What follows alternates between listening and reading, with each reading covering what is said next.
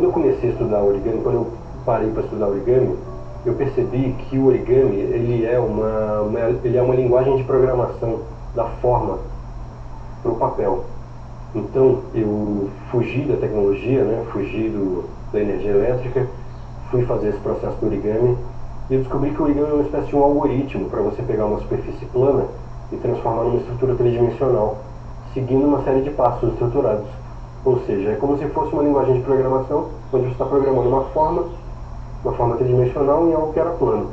E aí quando eu percebi isso, eu falei, cara, tipo, voltei para a tecnologia, né? Porque agora eu vou ter que aprender robótica para fazer essa passagem de volta, assim.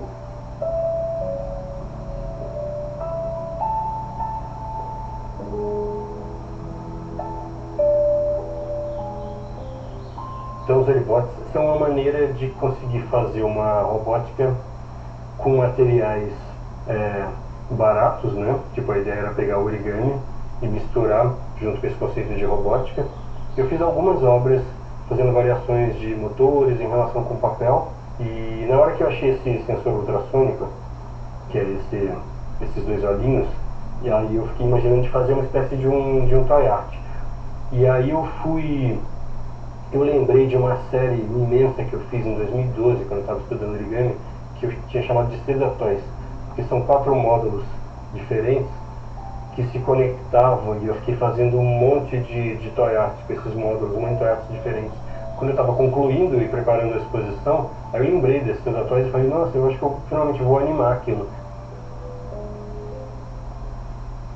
Bom, eu fiz 2 modelos de Oribots, e eles são variações da mesma ideia de ter uma coisa simples.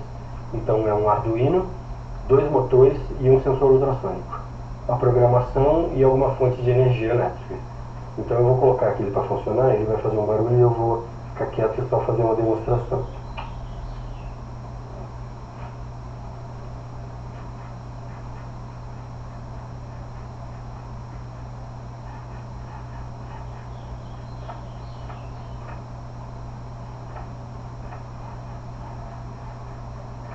Então essa programação ela foi feita da seguinte maneira: eu quebrei a cabeça durante muito tempo para ver qual seria, em que ângulo cada um dos motores precisa funcionar para que ele a uma certa distância ele avance em direção à mão e a uma distância menor ele fuja.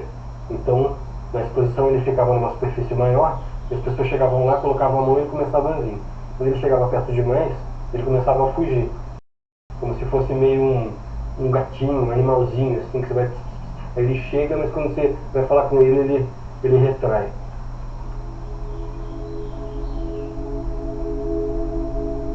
A grande mágica do processo da criação é que ele é imprevisível.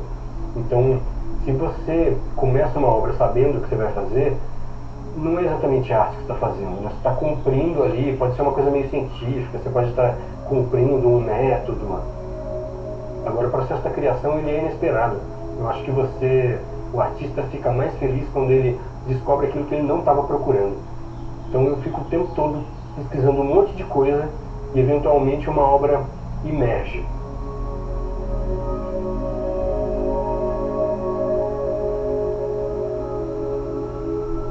Uma matéria programável é um objeto que muda de forma conforme a função que você precisa que ele assuma. A questão é que essa definição, ela é uma definição muito ampla, e ela descreve um monte de coisa. Ela descreve sistemas biológicos, ela descreve sistemas físicos, ela descreve um monte de coisa, assim. E quando eu fui pesquisar a impressão 3D, eu resolvi refazer um sistema de peças conectáveis que mudassem de forma. Bom, então no ano de 2020, o ano fatídico, o primeiro ano da pandemia, eu comprei a impressora 3D e fiquei aqui isolado, pesquisando em casa, imprimindo e fazendo testes.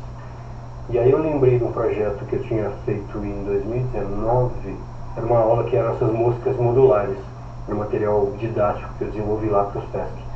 E aí eu parti dessas músicas modulares e voltei para esse conceito que são furos e pinos que se encaixam, e eu queria fazer coisas que se mexessem.